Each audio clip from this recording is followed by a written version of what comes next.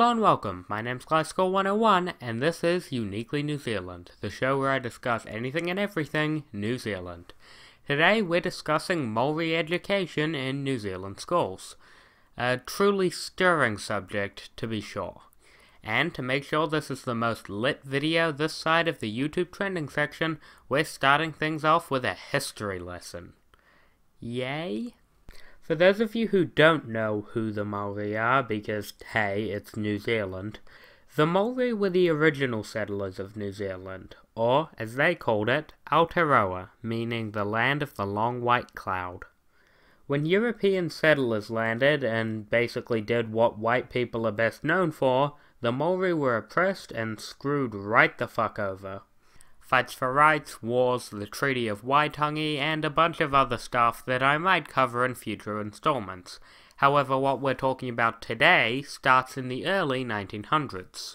The government at the time was mostly run by old white men. The more things change, the more they stay the same, am I right? And this group of old, white, totally unhip dudes decided not to just ignore the rights of Maori people and their culture, but to actually try and wipe out their very language. But how to best do this? The schools. A policy was enacted in 1903 which encouraged schools to stop and even punish students who talked in the Maori language of Te Reo. And if you know anything about the early 1900s and school punishments, let's just say it was effective. By the early 70s, the percent of Maori who couldn't speak Te Reo dropped from 95% to just 20%.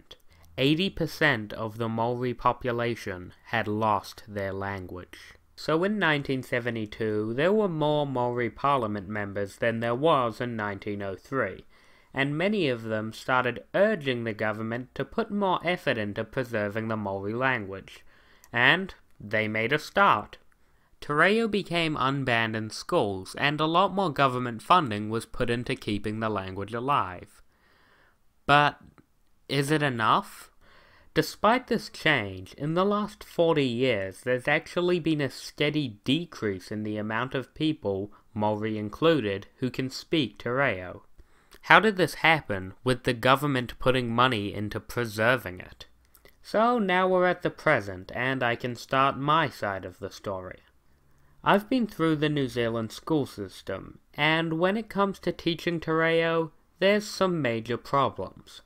For the first 7 years of my education, Maori was a part of the curriculum, with a focus on basic words and phrases.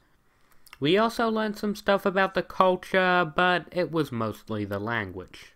However, despite this, I can barely speak a word of Te Reo. And I'm not alone in this. You can ask the majority of Kiwis in my generation. Some might count to 10, some might say a colour or something, but many won't know any words in Te Reo. Hell, I took Spanish for 1.5 years, and I probably know more of that than Maori. So, why? Well, there's a couple of reasons. Most primary schools had set teachers per class, so you'd have your set teacher and they would teach you everything, from maths to English. You get the idea.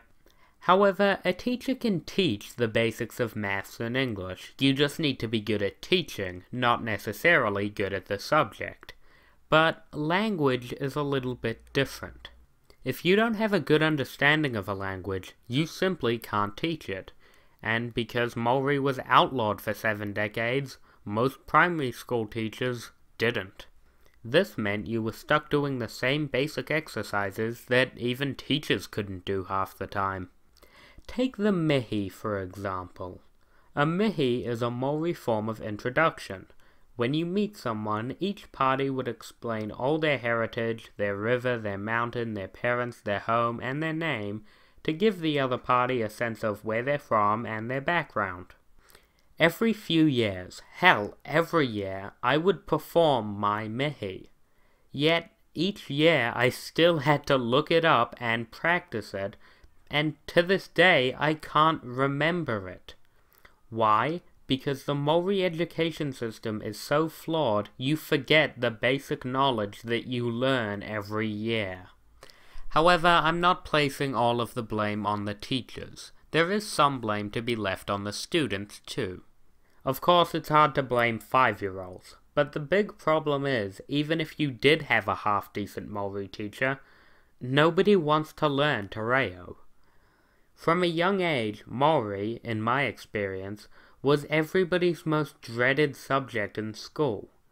We all saw it as pointless, something we'd never have to use. A lot of this, once again, has to do with how it's taught, in confusing, half-explained measures that got repetitive after 1 year of education. It's also because kids are easily bored with difficult learning, and learning a language is incredibly difficult. How would I remedy this? Well, I think the answer's pretty clear. Maori culture and heritage is actually pretty cool. Look at these carvings, designs, war dances, and tell me you don't want to learn more. If we put emphasis on this stuff from a young age, a lot of Kiwis, Maori or not, will want to learn more, and then the language can thrive. This is called a marae, a Maori meeting house. There's a bunch of them scattered all around New Zealand.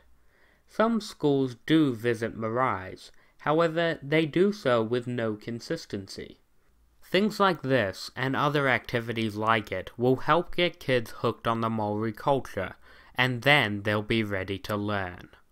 At the end of the day, getting te reo into New Zealand schools would not be that difficult, but the government has to want to do it first. They have to be willing to put down the money to make it happen. So the question is, do they deem it important enough? Personally, I think it is, to preserve what is truly uniquely New Zealand.